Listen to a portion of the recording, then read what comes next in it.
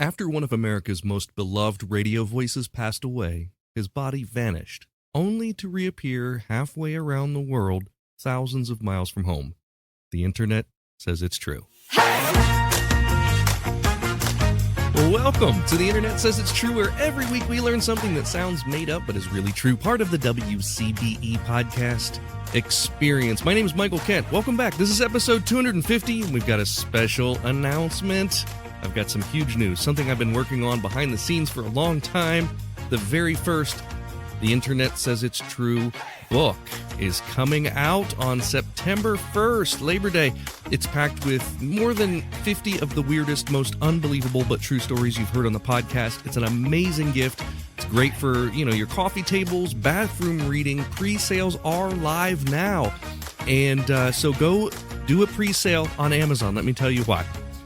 When you buy it before it's out, on that first day, September 1st, when it's released, it shows a ton of sales, all the sales that have been collected over the previous month that pre-sales were live. So go do those pre-sales now, and it helps out. And here's a special perk. If you're a Patreon supporter at the $5 or $10 level, and you've entered your mailing address, you'll get a free copy in the mail. And going forward, anyone who signs up at the $10 level gets one as a bonus just for joining. I'm so excited to finally share this with you. I've been working all summer on this. There's a paperback version, 340 pages, and an e-reader version, 0 pages.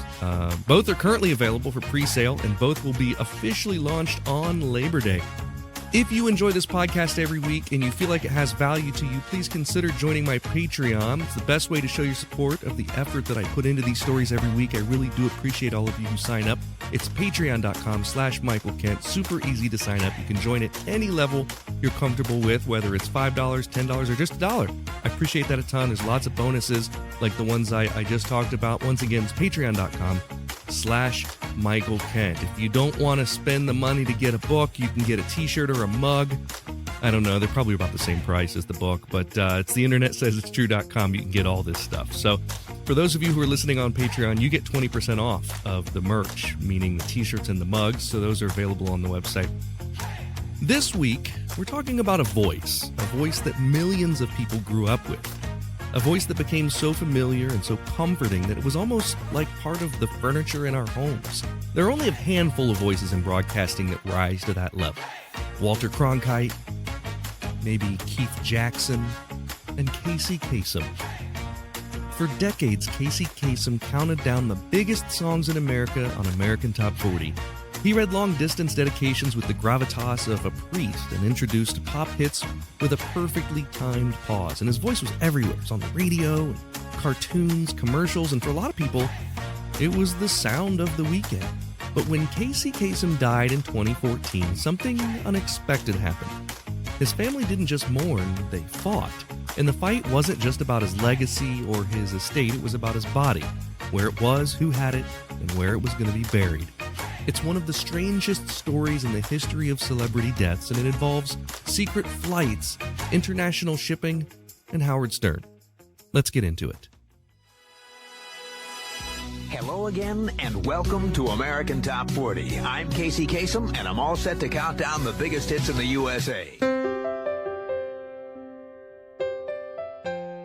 There are some voices you never forget. Walter Cronkite had one, and so did Paul Harvey. But if you were a kid of the 70s, 80s, or even the early 2000s, one of the voices you likely grew up with wasn't giving the news, he wasn't playing a character in a movie or selling you a product. He was telling you what the number one song in the country was every weekend like clockwork, and that voice belonged to Casey Kasem. Whether you were listening to American Top 40 on a lazy Sunday morning or watching Scooby-Doo reruns after school, Kasem was part of the background noise of American life. He was the warm, reassuring narrator of our shared pop culture soundtrack. But what most people remember about Casey Kasem is how he sounded. What they may not know is how things ended for him, how a man who dedicated his life to connecting people with music became the center of a heartbreaking and surreal family feud, a battle that played out not just in courtrooms and newspapers, but in funeral homes, airports, and bizarrely on Howard Stern's radio show. It's a story that touches on guardianship law, celebrity privacy, family conflict, elder abuse allegations, and the logistics of international corpse transport. And it all happened to a man who just wanted to play your favorite song. Kamal Amin Kasem was born April 27, 1932 in Detroit, Michigan. His parents were Lebanese Druze immigrants who ran a grocery store, and from an early age he was obsessed with radio. He would mimic announcers in the mirror and grew up listening to shows like The Lone Ranger, which was produced just a few blocks from his childhood home. His big break came during the Korean War. Stationed with the Army, he worked as a DJ for Armed Forces Radio, developing that easygoing, upbeat tone that would become his signature. When he came home, he bounced around the country in a series of radio gigs: Flint, Cleveland, Buffalo, Oakland, finally landing in Los Angeles. By 1970, he created a new kind of music program. American Top 40 wasn't just about playing the week's biggest hits, it was about stories. Casey researched facts about the artists, he read trivia, and most famously delivered listener-submitted long-distance dedications. These were often tear-jerking letters, someone reconnecting with a high school sweetheart, a soldier missing his family, a fan remembering a lost friend. And Casey read each one like it was the most important message in the world. His voice had this sincere, slightly dramatic cadence, and he wasn't faking it, he cared. That sincerity made him easy to parody. Everyone from Saturday Night Live to Family Guy took a crack at him, but it also made him beloved. He continued hosting American Top 40 until 1988, then launched Casey's Top 40 on Westwood One, returning to American Top 40 in 1998, and then finally retiring in 2009. But that was just one side of his career. If you grew up watching cartoons, you knew Casey Kasem as the voice of Shaggy in Scooby-Doo, a role he started in 1969. What a nervous night to be walking home from the movies, Scooby-Doo. He also voiced Robin in Super Friends, as well as in Transformers, Josie and the Pussycats, and Battle of the Planets. His cartoon voice acting overlapped with his radio career for decades. He had one of the most recognizable voices in the industry, yet he remained intensely private off the air. Casey was a man of deep personal convictions. He was a devout vegan. He practiced transcendental meditation. He was politically active, outspoken about Arab American representation and human rights. He once walked away from Scooby-Doo in protest after producers made Shaggy eat meat in a Burger King commercial. He didn't think it was right. The man lived his values. But in his later years, things became complicated. In 1980, he married actress Jean Thompson, better known to Cheers fans as Loretta Tortelli, the ditzy wife of Carla's ex-husband, Nick. This isn't easy to say, and I don't know what song it's from, but there's a line in some song that goes, "I've got you under my skin." I've got you under my skin, Loretta. What? Oh no, this is going to complicate things. She was his second wife. Kasem had 3 children from his first marriage, Carrie, Julie, and Mike Kasem. As Casey aged and his health declined, first from Parkinson's disease and later from Lewy body dementia, the relationship between Jean and Kasem's children deteriorated.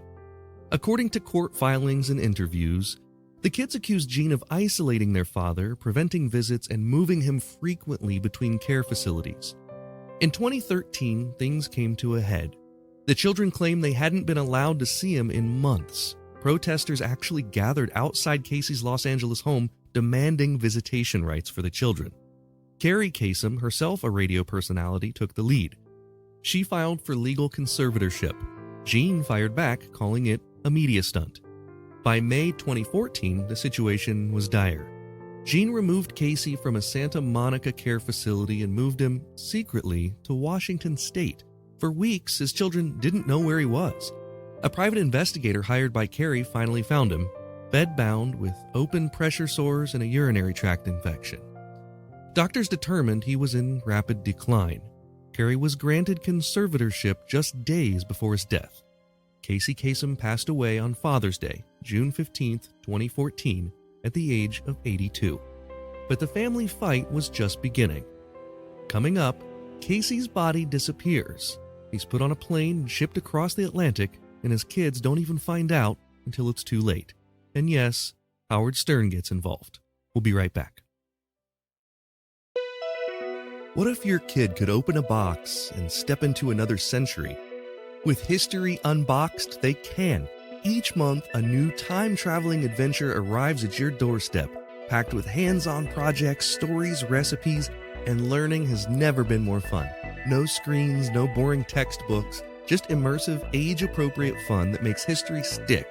Whether they're mummifying an apple like an Egyptian, or crafting medieval armor, or exploring the music of the Harlem Renaissance, they're not just learning about history, they're living it. Used by families, homeschoolers, and educators across the country, History Unboxed makes the past come alive with every box. I think it's amazing that I'm personally in my 40s and I'm still learning history every week. I wasn't interested in history as a kid, and I think that's because I didn't have something that made it fun. Things have changed since then. History Unboxed makes learning history engaging, fun, and hands-on in the comfort of your own home. So if your child loves to ask why and what was it like, this is the perfect way to fuel that curiosity. Ready to time travel? Sign up today by clicking the deals link in the show notes. If you love listening to this podcast every week and you want to show your support, that would mean a great deal to me. You can do that by becoming a Patreon member.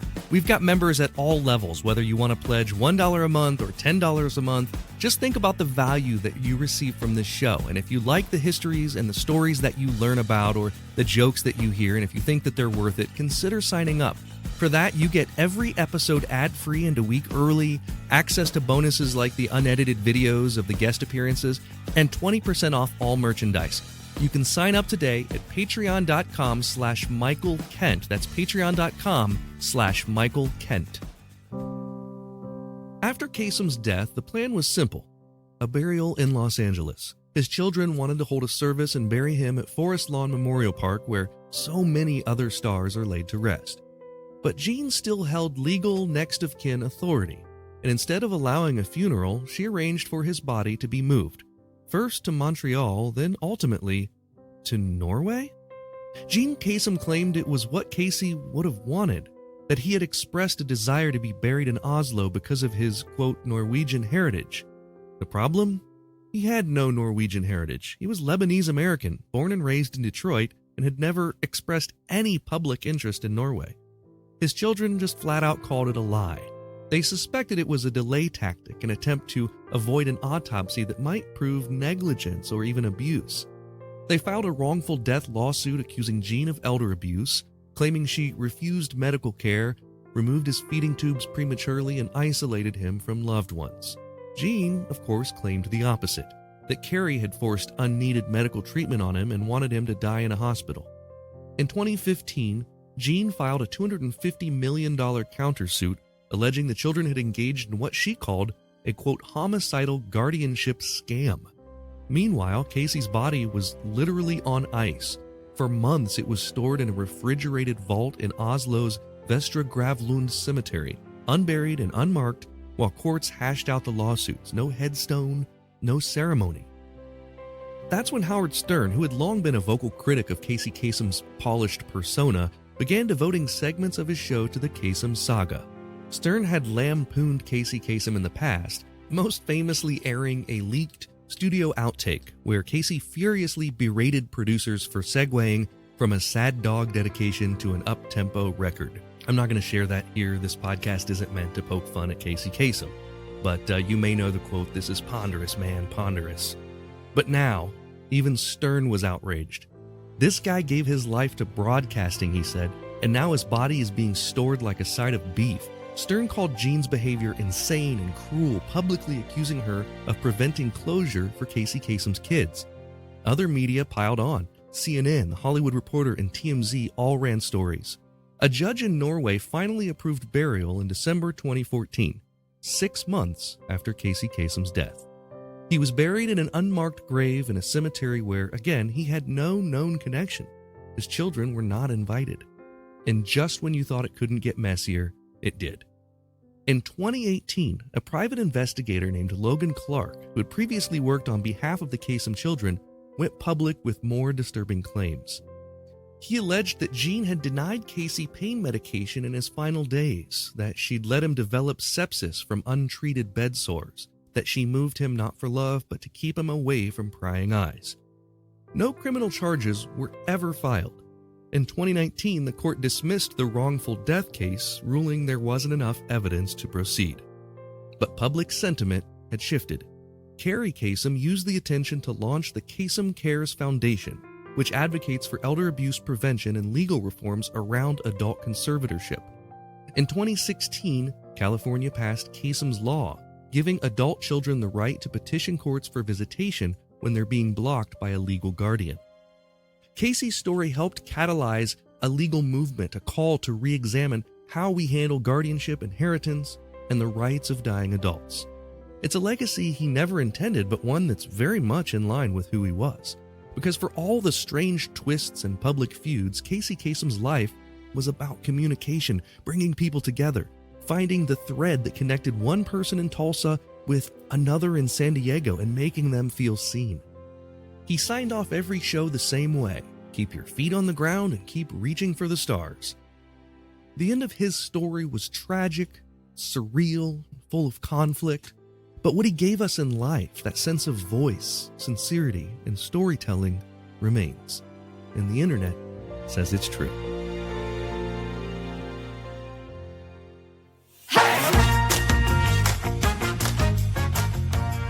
It's time for the part of the podcast where I call a friend, what I call the Yap Yap section of the show. Today, I'm calling our good friend Jimmy Mak. Jimmy Mak is the head writer for Shadowbox Live, which is the largest resident theater in America.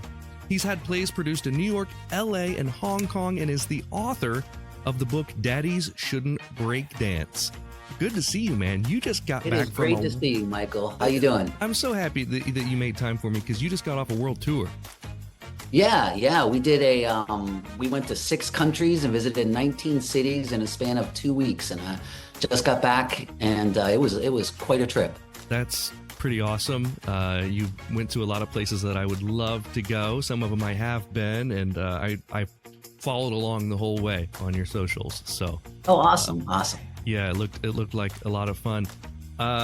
Do you remember back to when Daddies Shouldn't Break Dance came out and when you were trying to get that published and released? Do you remember what that was like? I do remember what that was like. Yeah. It's kind of a nightmare. It's not kind of. It is a nightmare. Just pure nightmare. I'm going through it, and as of this podcast, my order is on pre-sale and will be released on Labor Day. That is amazing. My book. What is it? It's The Internet Says It's True. Stories that sound made up but aren't. It's got that is amazing. 59 stories in it. It's 340 pages. I'm so excited that I can actually talk about it, because for so long I've been like, there's a project, but I can't tell you about it, because I didn't want people to be like, oh, he was talking about that book last year, Right. I really spent all summer working on this thing, and I got it back from the editors like 2 weeks ago.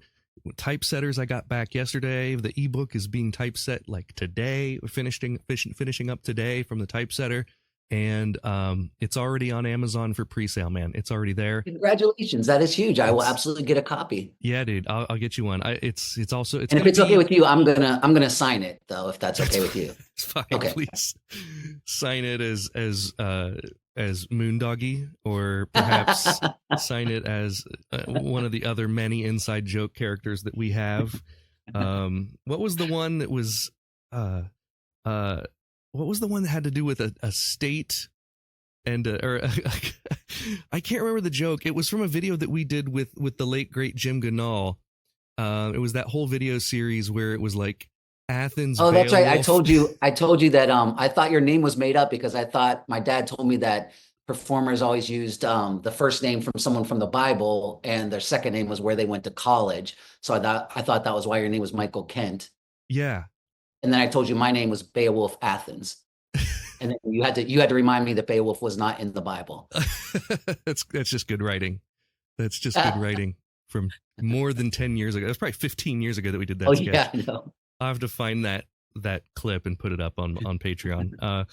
Anyway, so good. I'm so glad that you're here. I want to ask you a question. Did you come up with, or do you know a fact that maybe the readers or the listeners don't know? A fact that, yeah, sure. I probably have a bunch of facts that the readers are listening. Here's one. Okay, so do you know that in Switzerland, it is illegal to own just one guinea pig. What? Yeah, they consider guinea pigs very social creatures, and so they consider it cruel to deny them of having a buddy. So it is actually illegal to just own one. I love it. I've never heard it, but it makes sense. I mean, I used to have a friend who had a sugar glider, and it was kind of the same way. Like they said that if you own a sugar glider, you're not supposed to own just one. You're supposed to own multiple because they're social, and they live longer and better when there's multiple. I think they're a lot nicer than us in Switzerland. I think this whole thing is just, I think this is a scam by Big Rodent to sell more rodent. You think the pet stores are like, hey, this is... Yeah, guinea pig sales are slow. Tell them they need 2. And then they had a lobbyist in the Swiss government who was like legislating this thing through. That is such an American way to think. You're right. I'm thinking like an American. It really is how we do things. I mean, it's the only reason we eat so much sugar is because the sugar lobby was like, tell them they need more of it. I know. I did a show about Woodstock, as you know, and when I did a bunch of research, they showed the field of 500,000 kids, and they probably all weighed exactly 98 pounds. Yeah, it's insane. Yeah, there's this book called, I think it was called In Defense of Food or something like that I read. And it was talking about the sugar lobby and how like it was just lobbyists who came in and started making sugar much, much cheaper and to sell much more of it. And that's when you started seeing like cola served with every fast food meal. Right. It used to be that cola was like this special thing. Anyway, we've gotten way off topic. Yeah. Let's get back to guinea pigs. No, we're not talking about guinea pigs. I specifically wanted you on this episode for a reason. And for this first question, we're playing for a joke. So if you get it wrong, you have to tell me a joke. And if you get it right, I will tell you one. Here is your question. Okay. What happened to Casey Kasem's body after he died? A, he was buried in Detroit with a public funeral. B, he was moved to Norway without his children's consent. Or C, he was cremated and his ashes were scattered in the Pacific. I would guess B. The answer, believe it or not, is B. You're correct. It's B. Yeah. His second wife, star of Cheers. Not a star, but she was a bit part in Cheers. She moved his body across the world and delayed his burial for half a year, sparking a public feud with his children and widespread media coverage. Sadly, I only know about this because I used to listen to Casey. I did listen to Casey Kasem. I used to listen to Howard Stern a lot. And this was a running thing with Howard Stern. They had like a, where is Casey today? Where's Casey's body today? I remember that, yeah. It was kind of cruel at the time. And then Howard eventually came around to see how cruel the former wife was being, I think, and sort of landed on Casey's side in the whole thing. But you do Crazy. An incredible Casey Kasem. You do it at Shadowbox Live, but you also just do, I think you do it at home for fun. To impress your wife. In fact, that's my normal voice. This is the actual imitation I'm doing right now. But you're imitating a non-Casey Kasem sounding person. I'm Casey Kasem, and you're listening to the American Top 40. Coming up next is the number 5 slot by Samantha Fox, Sex, Butts, and Sex. So good. So good. It's so good. I don't do it anymore because nobody knows who he is anymore. Sadly, no one knows. It's a sad fact, but it is what it is. You got to start working on your Seacrest, I guess. Yeah, exactly. That leads us to our next question. We'll be playing for, I owe you a joke. Yeah. Here's a joke. They tried to sell me a glass coffin. I asked if that was a trend, and the salesperson replied, that remains to be seen. Okay, that's... I even messed it up. It should just be remains. I know it should be remain. I know. I was going to correct you. But that's okay. It's bad performance on my part. Bad delivery. All right. So for the next question, we're going to be playing for the remains of Casey Kasem. Oh, wow. Who replaced Casey Kasem as the host of American Top 40 in 2004? Was it A, Ryan Seacrest, B, Carson Daly, or C, Rick Dees? I think it was C. The answer was A, Ryan Seacrest. I just talked about it. I thought you were tricking me. I thought there was someone between the two. That was my fault. Okay. I pulled a fast one there. I was talking about you know what I did was I hit the year 2004 too hard to make you think that you did. Maybe we just talked about Seacrest. I was like, oh, okay. Yeah. No, it was Seacrest. Now, do you Okay. remember who, when Kasem left the show, American Top 40, for a little while, do you remember who came in for a while before Casey Kasem returned to the show?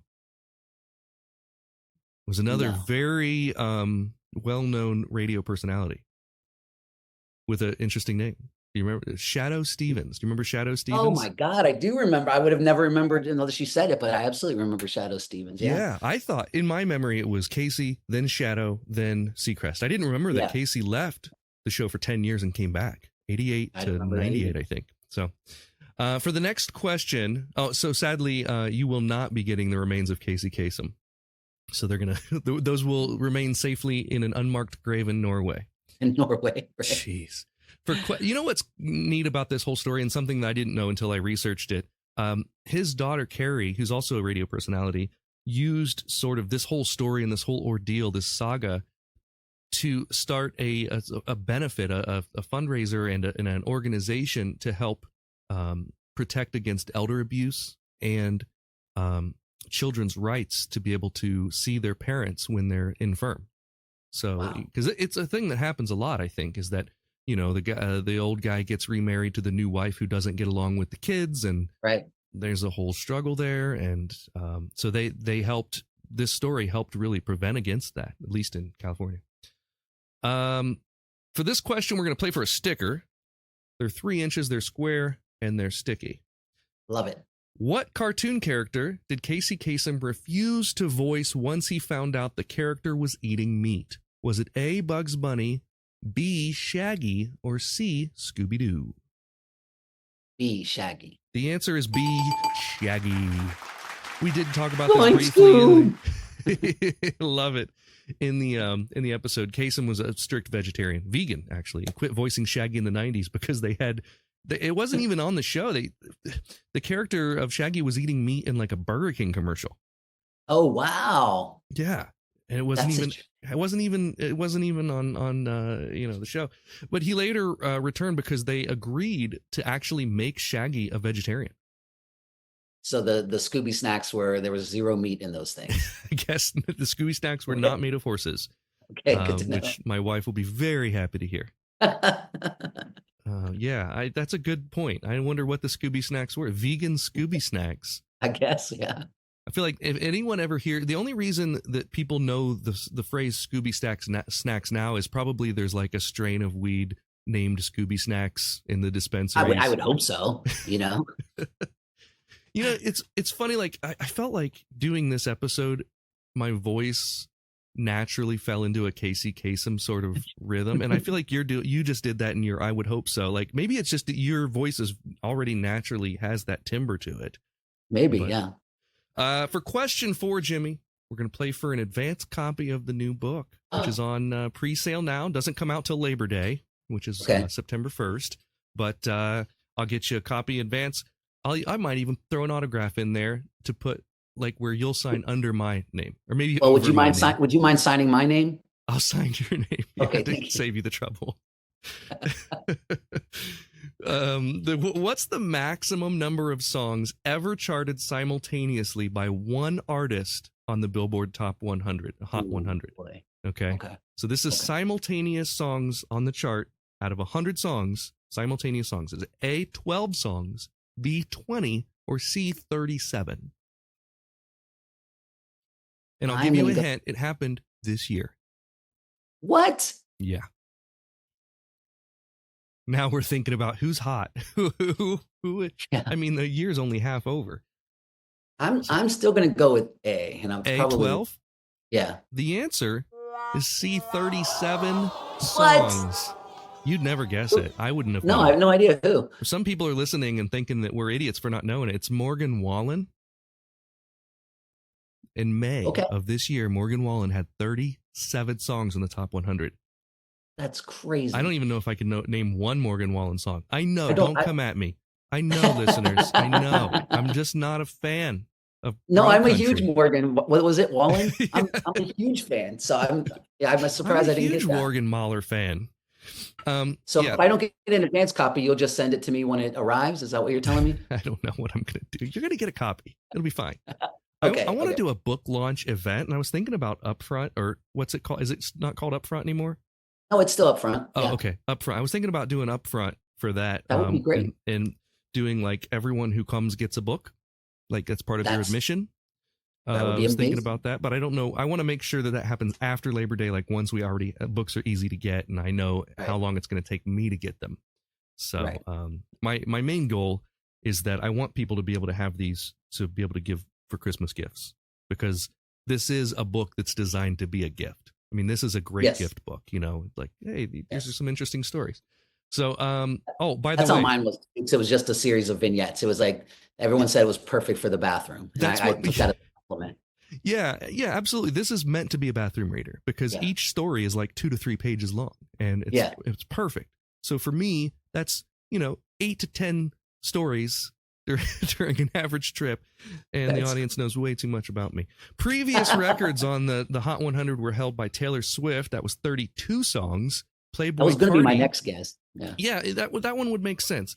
Playboy Cardi was 31 songs. I couldn't tell you one of those. No. And Drake, 27 songs. Wow. Okay. Yeah. I was way off there. I thought 12 was going to be huge. I didn't think it would go more than that. But I know, and I fact checked this because 37 did not sound right. So I went on I checked it with AI, and AI told me that Drake was the record holder at 27. So then I had to go to Billboard and find and because it just hadn't been updated, I guess. But yeah, this year in May, 37. When you were first saying it, I'm thinking, okay, it's probably Michael Jackson. It's probably 1984. Whitney and then Houston, you're like, it was this year, and I was like, oh, I'm done. I'm done. Yeah, exactly. it has to be. But I don't know 2 of these 4 people, like Morgan Wallen and Playboy Cardi. I couldn't tell you one of their songs. So yeah, same. This just makes me feel completely out of touch. Well, I think you are you're batting 500. You're 2 for 4 right now, and so this next one is for all the marbles. If you get it wrong, I'm going to ban you from the show. I'm not going to give you a book.